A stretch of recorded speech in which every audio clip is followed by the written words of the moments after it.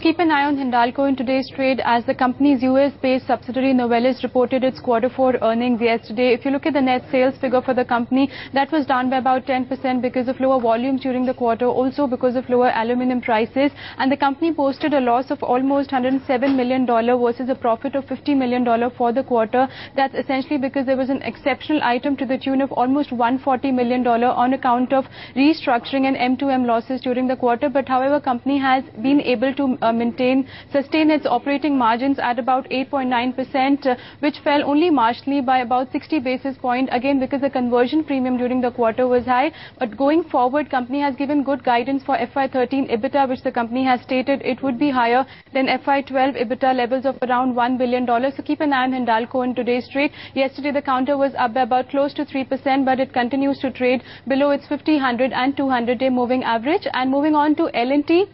The company's unit L&T Infra Project has indicated that it's looking to raise about $250 to $300 million from PE investors. Well, the company has also said the PE firms are looking to acquire stake to the tune of almost 30%. And remember, as of now, L&T Infra has projects for about 40,000 crore, and the company has said that it will be using the funds for its capex plans. And looking at the counter, it's down by about 26% on one-year basis, and it's trading below its 200-day moving average. Back to you. Okay, Yatin, what about the stocks that you've identified? Well, Aisha, JP Associates is one stock we need to focus on because the management has clearly stated to the Economic Times report that they will repay FCCBs worth 3,100 crores which are sitting on the books by next month. Apart from that, JP Associates is strongly in talks with private equity players and cement players for selling entire stake into the Gujarat-based cement operations. Now, remember, the company is looking for a valuation of nearly 6,000 crores when it comes to the Gujarat operations and the cement plants based out of Gujarat.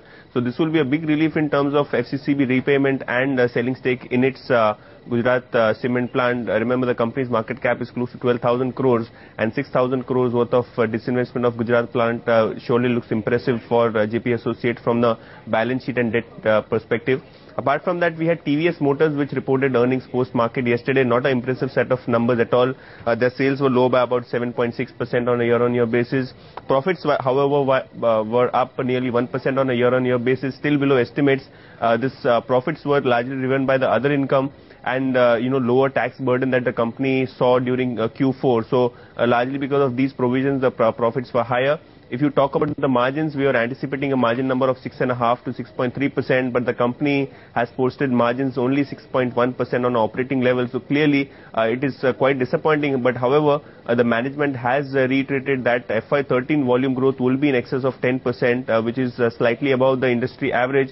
So we'll keep an eye on TVS Motors in today's trade. The guidance is impressive, but the results are not.